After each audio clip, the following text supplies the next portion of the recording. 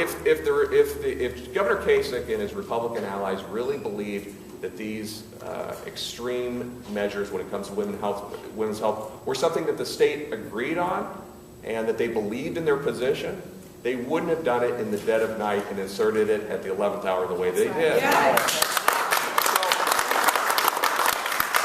The initiative process is a chance to force a debate that was denied before. Now, the way the process works is once those signatures are collected and submitted, and you go through a process with the Secretary of State's office and the Ohio Attorney General's office, then the legislature has a certain amount of period to act, and they must act on that. If they either amend the legislation or they deny the legislation, then we have an opportunity to actually put it on the ballot. Now, since they are claiming that these provisions are something that all Ohio should agree on, they should welcome this discussion and debate. I have a feeling they're not going to, but this is a debate that people deserve to have. It was a debate that was denied in this process.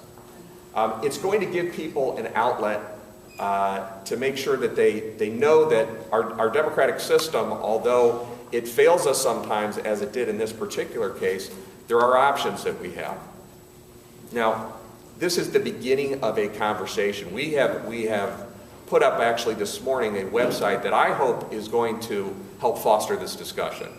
And it's called OhioansFightBack.org.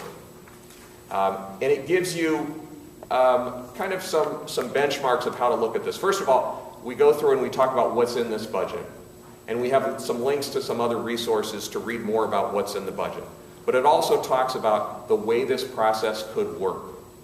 And how could we possibly have this initiative process to try to turn around some of this. And then it also gives us an opportunity, not just people that are in this campaign, but anybody in Ohio, maybe even somebody that's never been involved in a political campaign, but it gives them a way to say, okay, let's sign up for this and see if we can get something going here.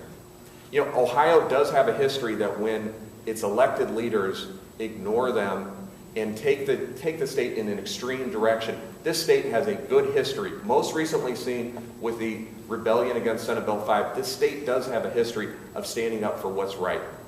Now, it has to be done by a coalition. This isn't something that can be just my own opinion or the folks in this room or just one campaign. This has to be a discussion of people of goodwill across the state to say we're not going to stand for what we've seen. And I can tell you that conversation has started. I've been talking with various allies across the state that I know are outraged about what they've been seeing here. And today's announcement, and this won't be the last one, but today's press conference is another step in continuing that conversation. And I'm optimistic that one way or the other, we're going to turn this situation around. So I appreciate you coming, and I'll take any questions.